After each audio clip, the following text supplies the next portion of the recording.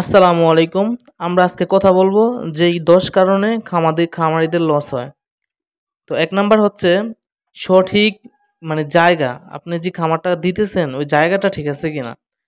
২ number হচ্ছে আপনার ঘর। আপনি যে ঘরটা করতেছেন সেই ঘরটার চারুবুল দিয়া সুন্দর পরিবেশ আছে কিনা? বাতাস ঢুকতে পারে কিনা? বাতাস এই সাইড দিয়ে ঢুইকে ওই সাইড দিয়ে বের হয়ে যেতে পারে কিনা? এটা আপনার খেয়াল রাখতে হবে।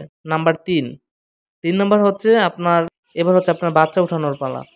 তো বাচ্চাটা কোথাও থেকে কিনতেছেন, একদম ভালো মানের বাচ্চা কিনা এটা আপনার খেয়াল করতে হবে। এটা হচ্ছে ৩ নাম্বার। আর ৪ নাম্বার হচ্ছে আপনার মুরগির ব্রুডিং। আপনি ব্রুডিংটা যে করতেছেন সঠিক তাপমাত্রা বা সঠিক ভাবে ব্রুডিংটা হচ্ছে কিনা এটার বিষয়ে আপনার পর্যাপ্ত পরিমাণ জ্ঞান থাকতে হবে।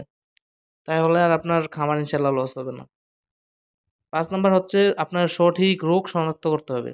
আপনার যে কি রোগটা হইছে খামারে এটা আপনার জানতে হবে এবং কি বুঝতে হবে।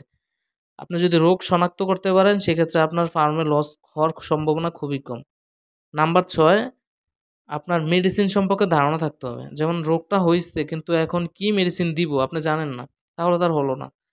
আপনি জানেন যে এই রোগের এই মেডিসিন, তখন আপনি অটোমেটিক ওই মেডিসিনটা প্রয়োগ করে আপনি মুরগিটারে একেবারে অনায়াসে সুস্থ করে ফেলতে পারবেন।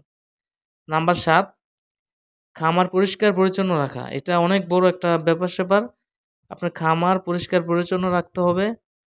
৮ নাম্বার হচ্ছে আপনার বায়ো সিকিউরিটিটা মেইনটেইন করতে হবে। আর ৯ নাম্বার হচ্ছে বাজার কখন কি দামে বিক্রি হয় আপনার এই খবরটা রাখতে হবে। যখন আপনার বাজার ভালো থাকবে তখন আপনি মুরগিগুলা বিক্রি করে দিবেন। আর ১০ নাম্বারে হচ্ছে মুরগি সময় মতো না বিক্রি করা। আপনার যখন সময় হইব বা মুরগি আপনি দেখছেন যে এখন বাজার ভালো আপনি তখন মুরগি বিক্রি করে দিবেন। তো এই ১০ কারণেই বিশেষ করে খামারিরা অনেক সময় লসের সম্মুখীন হয়। তো ইনশাআল্লাহ পরবর্তীতে আরো ১০ টা কারণ আমরা ইনশাআল্লাহ নিয়ে আসবো। তো আজকের ভিডিওটা এই পর্যন্তই। ভালো থাকবেন। আসসালামু আলাইকুম।